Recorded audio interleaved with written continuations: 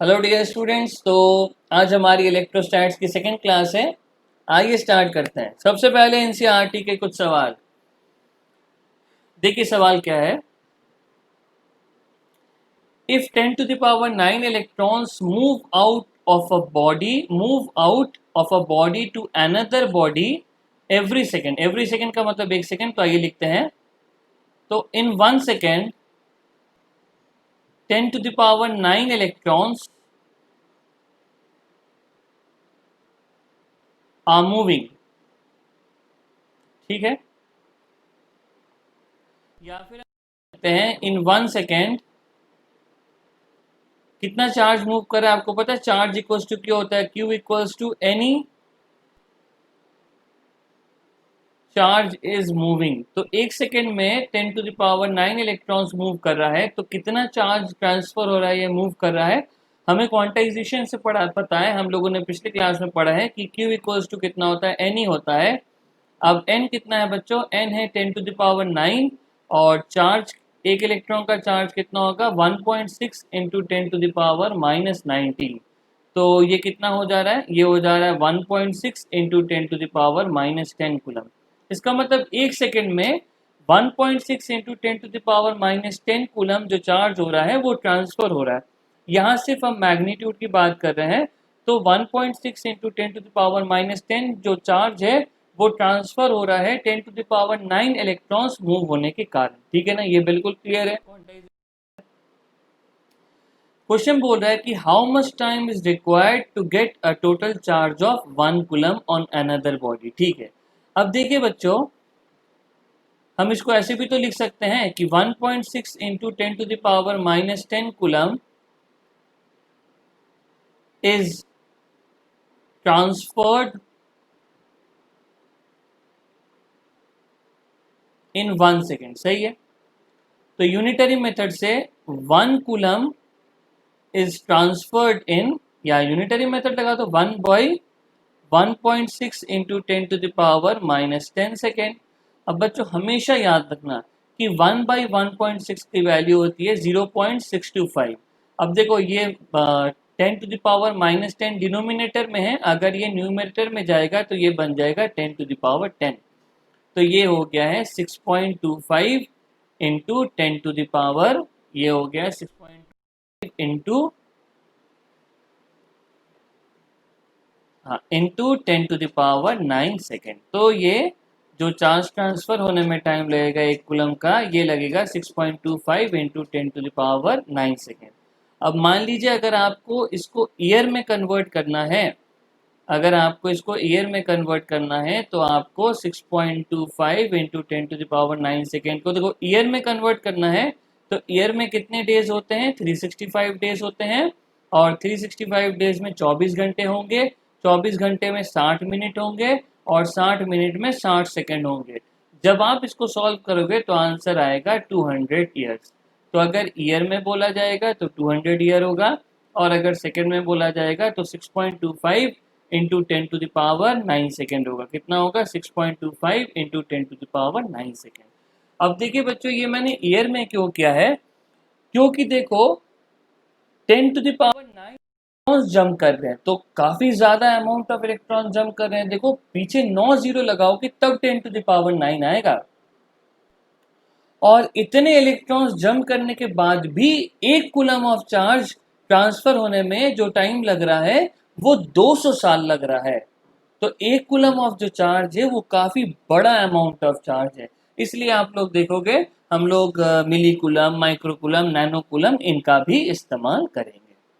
तो इसको पॉज करके दोबारा जरूर करिएगा ये क्वेश्चन। ठीक है, आइए अगले सवाल की तरफ बढ़ते हैं।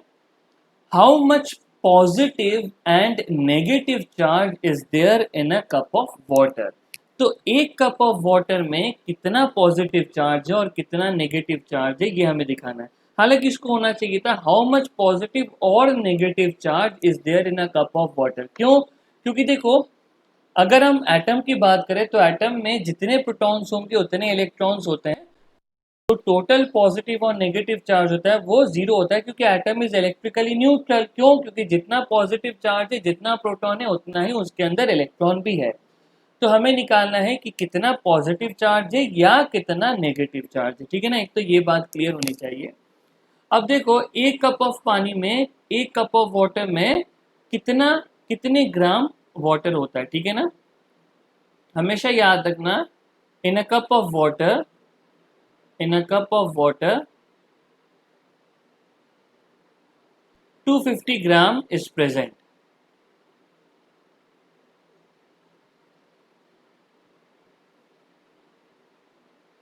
फिर थोड़ा मोल कंसेप्ट यूज करते हैं बच्चों। हाइड्रोजन अगर आप H2O करोगे तो H2O का मॉलिक्यूलर मास कितना आएगा, 18, ठीक है ना। तो मोल कंसेप्ट के अकॉर्डिंग 18 ग्राम ऑफ वाटर में कितने मॉलिक्यूल्स होंगे आपको पता है।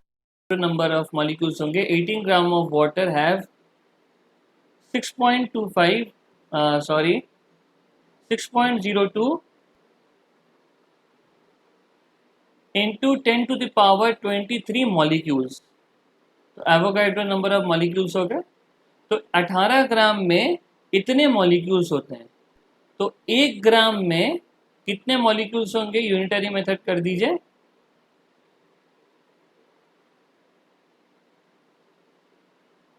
और 250 ग्राम में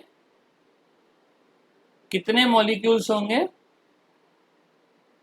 6.02 into 10 to the power 23 upon 18 into 250। तो इतने मॉलिक्यूल्स हैं, क्या है, इतने मॉलिक्यूल्स हैं।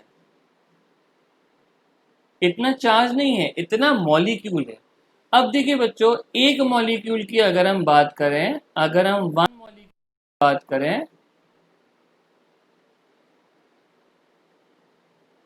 एक मॉलिक्यूल में कितने इलेक्ट्रॉन या कितने प्रोटॉन है, तो एक मॉलिक्यूल में 10 इलेक्ट्रॉन है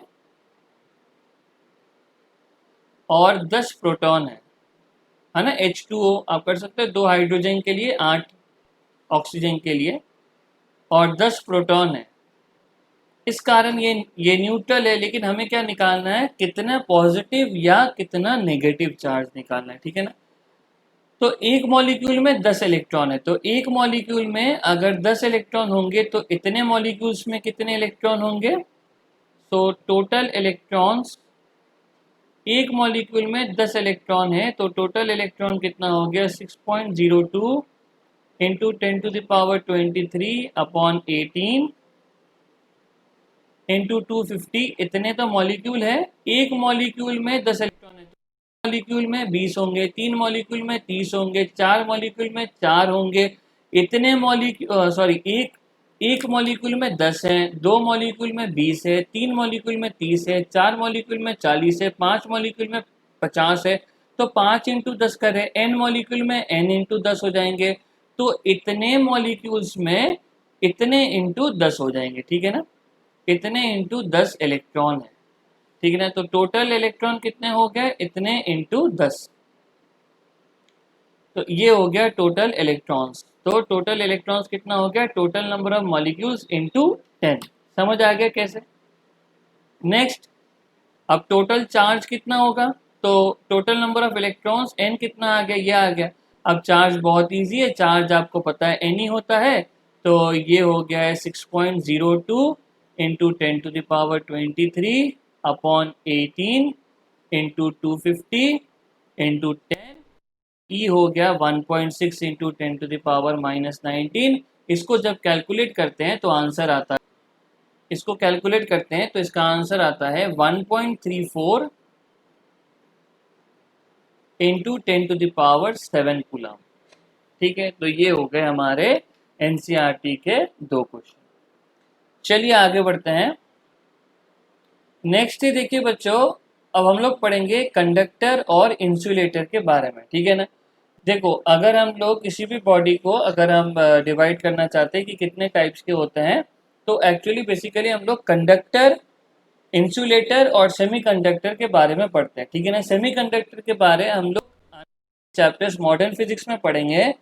यहाँ बस कंडक्टर और इंसुलेटर की बात करेंगे। देखो, कंडक्टर के अंदर क्या होता है, कंडक्टर के अंदर जो वैलेंस इलेक्ट्रॉन्स होते हैं, वैलेंस इलेक्ट्रॉन्स मतलब electrons those are present in the outer most orbit. तो जो वैलेंस इलेक्ट्रॉन्स होते हैं वो बहुत ही लूजली बाउंड होते हैं एटम से। जो वैलेंस इलेक्ट्रॉन्स होते हैं वो बहुत ही लूजली बाउंड होते हैं, किससे? एटम से। तो उसको इजीली हम लोग रिमूव कर सकते हैं, और अगर हम लोग उसको रिमूव कर सकते हैं इजीली तो वो फ्री है मूव करने के लिए कंडक्टर में। एज अ रिजल्ट जो कंडक्टर्स होते हैं वो इजीली क्या कर सकते हैं? इलेक्ट्रिसिटी को कंडक्ट कर सकते हैं। ठीक है ना? तो देखिए क्या लिखा हुआ है, इन कंडक्टर्स वैलेंस इलेक्ट्रॉन्स मतलब जो इलेक्ट्रॉन्स आउटर मोस्ट ऑर्बिट में है, valence electrons are loosely bounded to the atom. As a result can be easily removed from the atom and they are free to move। तो इस कारण से they can conduct electricity easily.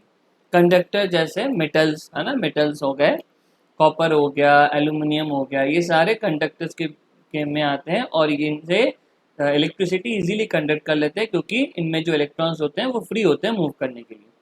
अब यही अगर हम लोग इंसुलेटर की बात करें तो इंसुलेटर में वो इलेक्ट्रॉन जो लूजली बाउंड होता है वो भी इतनी टाइटली बाउंड होता है कि आप उसको निकाल इजीली नहीं सकते हो। So in insulators even the loosely bound electrons are too tightly bound to be remove. वो इलेक्ट्रॉन जो सबसे आउटर मोस्ट शेल में है वो भी इतने टाइटली बाउंड है कि उसको इजीली रिमूव नहीं किया जा सकता, और अगर इलेक्ट्रॉन मूव करने के लिए फ्री नहीं है तो वो इलेक्ट्रिसिटी भी कंडक्ट नहीं करेगा। तो ये एक बेसिक डिफरेंस है कंडक्टर और इंसुलेटर। इंसुलेटर जैसे प्लास्टिक, ठीक है ना? तो ये हमारा एक बेसिक डिफरेंस हो गया इन कंडक्टर और इंसुलेटर में। ठीक है ना? अब आइए आगे बढ़ते हैं। Charging of a body. देखिए, बॉडी को जब अपन अगर किसी भी दो बॉडीज को चार्ज करने के लिए हम तीन मेथड का इस्तेमाल कर सकते हैं: charging by friction, charging by conduction and charging by induction. Friction और कंडक्शन में फ्रिक्शन और कंडक्शन में बॉडीज के कांटेक्ट में होना बहुत इंपॉर्टेंट है, और इंडक्शन एक ऐसा प्रोसेस है जहां पे एक्चुअल कांटेक्ट की जरूरत नहीं पड़ती है बच्चों। ठीक है? तो आइए सबसे पहले फ्रिक्शन पढ़ते हैं। देखिए, फ्रिक्शन में क्या होता है, जब हम दो बॉडीज को रब करते हैं, अगर हम दो बॉडीज को रब करेंगे तो इसमें से क्या प्रोड्यूस होगा? एनर्जी। एनर्जी प्रोड्यूस होगा तो इलेक्ट्रॉन क्या करेगा? अब सॉरी, अगर हम दो बॉडीज को रब करते हैं तो उसमें हीट प्रोड्यूस होगा। Now heat is a form of energy. Electron क्या करेगा? उस एनर्जी को एब्जॉर्ब करेगा और वो जंप कर जाएगा from one body to another body. ठीक है ना? अब बच्चे ये पूछते सर कौन से बॉडी से इलेक्ट्रॉन जंप करेगा, ये कैसे पता लगेगा? ये बच्चों देखिए, ये मटेरियल ऑफ अ बॉडी पे डिपेंड करेगा कि कौन से बॉडी से दूसरे बॉडी पर इलेक्ट्रॉन जंप करेगा। ठीक है ना?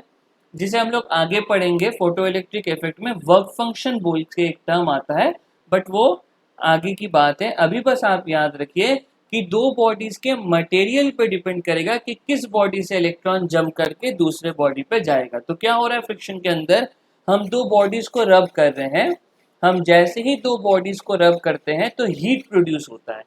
Heat is a form of energy. Electrons energy को एब्जॉर्ब करते हैं और वो एक बॉडी से दूसरे बॉडी पे जंप कर जाते हैं। ठीक है ना? हमेशा याद रखिएगा कि इलेक्ट्रॉन ही जंप करते हैं, प्रोटॉन जंप नहीं करेगा, क्योंकि मैंने आपको कल ही बताया है जो पिछले लेक्चर में हुआ था कि जो ट्रांसफर ऑफ चार्ज होता है वो इलेक्ट्रॉन के रूप में होता है। ठीक है ना? प्रोटॉन को बाहर निकालना बहुत ही ज्यादा मुश्किल है। तो देखो क्या लिखा हुआ है, when two bodies are rubbed with one another, electrons electrons get transferred from one body to another. तो जब दो बॉडीज को रब किया जाता है तो ट्रांसफर कौन होता है बच्चों? इलेक्ट्रॉन ट्रांसफर होता है from one body to another body. फिर क्या है? तो which body will gain electron and which body will lose electron depends on the nature of the material of the body. तो किस बॉडी से इलेक्ट्रॉन जंप करेगा और किस बॉडी पे जाएगा, ये completely nature of the material of the body पे डिपेंड करता है। ठीक है? आगे बढ़ते हैं। अब देखो कैसे हो रहा है और क्या क्या इंपॉर्टेंट पॉइंट्स है जो आपको याद रखना है। मान लेते हैं बच्चों कि ये जो दो ब्लॉक्स आपके सामने बने हुए हैं जिनका नाम है बॉडी ए और जिनका नाम है बॉडी बी, ये इनिशियली न्यूट्रल थे। तो देखो इनिशियली न्यूट्रल का मतलब क्या होता है? इनिशियली न्यूट्रल का मतलब होता है कि नंबर ऑफ प्रोटॉन और नंबर ऑफ इलेक्ट्रॉन एक दूसरे के बराबर है। तो जितना उसके अंदर पॉजिटिव चार्ज है उतना ही उसके अंदर नेगेटिव चार्ज है। एज अ रिजल्ट जो टोटल चार्ज है वो कितना है बच्चों? जीरो। तो इनिशियली दोनों बॉडीज क्या है? न्यूट्रल है। फिर हमने इनको रब कराया। हम जैसे ही रब करा रहे हैं तो क्या हो रहा है? हीट जनरेट हो रहा है। Heat is a form of energy. Heat क्या है बच्चों? Heat is a form of energy. अब इलेक्ट्रॉन की एनर्जी को ले रहे हैं और वो एक बॉडी से दूसरे बॉडी पे क्या कर रहे हैं? जंप कर रहे हैं। तो हमारे डायग्राम के according electrons are jumping from body A to body B. ठीक है, electrons are jumping from body A to body B. अब देखो बच्चों इसके अंदर इंपॉर्टेंट पॉइंट क्या क्या आ रहा है। तो अगर इलेक्ट्रॉन बॉडी ए से बॉडी बी में जंप कर रहे हैं तो यहाँ पे इलेक्ट्रॉनों की कमी आ गई। So there is a deficiency of electron in body A और बॉडी बी में क्या आ गया? Excess of electron. तो बॉडी ए से बॉडी बी में जैसे ही इलेक्ट्रॉन ने जंप किया तो ए से बी की तरफ इलेक्ट्रॉन जंप कर रहे हैं तो ए में इलेक्ट्रॉन की कमी आ गई और बी में इलेक्ट्रॉन एक्सेस हो गए। तो जिस बॉडी से इलेक्ट्रॉन जंप करता है उस बॉडी में इलेक्ट्रॉन की डेफिशिएंसी पाई जाती है और जिस बॉडी में इलेक्ट्रॉन जंप कर रहा है उसमें इलेक्ट्रॉन्स क्या हो जाएंगे? एक्सेस हो जाएंगे। ठीक है बच्चों, अब देखो यहाँ से इलेक्ट्रॉन यहाँ पे जंप किया तो यहाँ पे क्या हो गया? इलेक्ट्रॉनों की कमी आ गई। इसका मतलब पहले दोनों जब अनचार्ज थे तो देखो प्रोटॉन और इलेक्ट्रॉन की जो नंबर्स थे वो सेम थे, लेकिन इलेक्ट्रॉन की कमी आ गई मतलब यहाँ पे नंबर ऑफ प्रोटॉन ज़्यादा हो गए। यहाँ पे नंबर ऑफ प्रोटॉन ज़्यादा हो गए तो उसमें पॉजिटिव चार्ज ज़्यादा हो गया। तो देखो बॉडी ए बिकम्स पॉजिटिवली चार्ज। अब देखो बॉडी बी में क्या हुआ?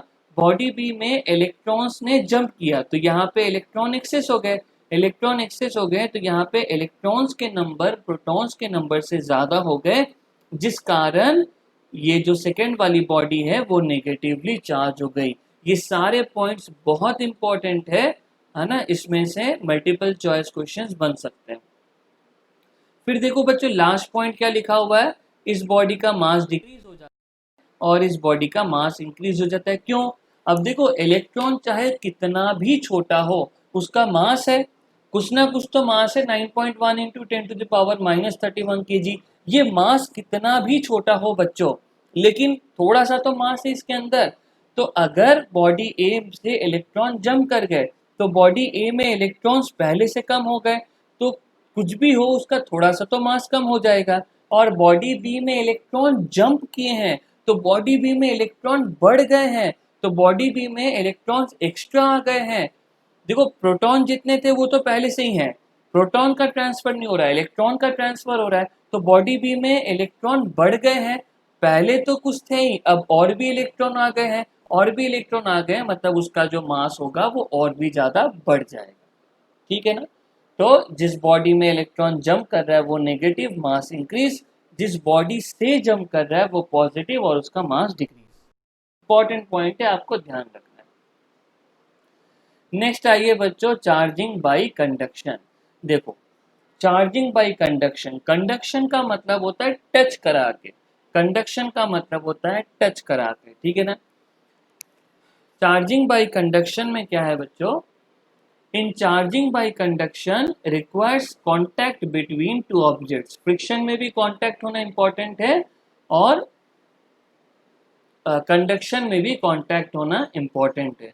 अब देखो इसके अंदर क्या हो रहा है, इसको हमने माना है अनचार्ज्ड, एक बॉडी को हमने अनचार्ज मान लिया है और ये कंडक्टर है, ये भी कंडक्टर है और ये है चार्ज। ठीक है ना? और पॉजिटिव चार्ज ले लेते हैं जैसे कि डायग्राम में बना हुआ है। अब ये जो नीचे ये जो आपको इस तरीके से डंडा दिख रहा है ना जो हम शेड किए इसको, ये है इंसुलेटिंग स्टैंड। इंसुलेटिंग स्टैंड क्यों लगाते हैं बच्चों? आपको पता है कि जो धरती होती है it is a good absorber and good donor of electrons, ठीक है ना। हमेशा याद रखना कि जो धरती होती है वो इलेक्ट्रॉन्स को एब्जॉर्ब भी कर लेती है अच्छे से और इलेक्ट्रॉन्स डोनेट भी कर सकती है, ठीक है ना।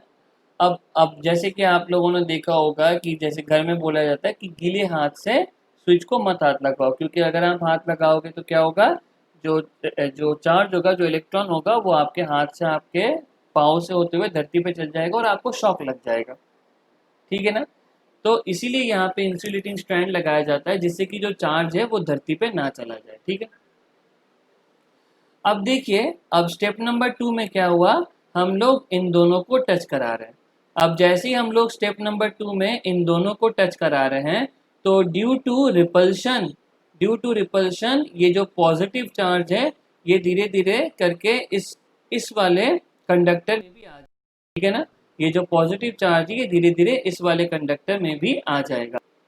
तो यहाँ पे क्या हुआ, अंडर इट्स ओन रिपल्शन, तो चाहे पॉजिटिव हो या नेगेटिव हो, इसमें क्या हो रहा है, अंडर इट्स ओन रिपल्शन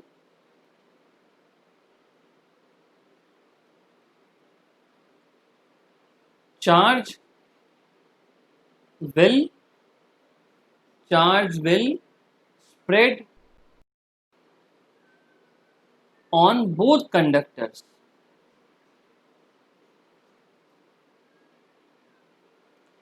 तो खुद के रिपल्शन के ही कारण ये जो पॉजिटिव खुद के रिपल्शन ही, देखो यहाँ पे रिपल्शन तो हो रहा है लेकिन ये और दूर नहीं जा सकता क्योंकि कुछ है ही नहीं।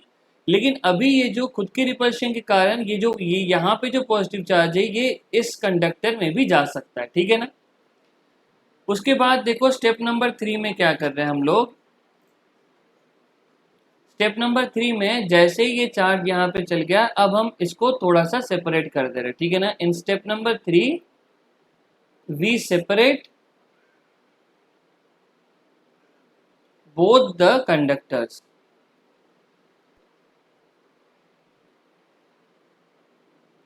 जैसे ही हमने दोनों कंडक्टर्स को एक दूसरे से सेपरेट कर दिया तो देखो ये भी पॉजिटिव चार्ज बन गया और ये भी पॉजिटिव चार्ज बन गया, ठीक है ना।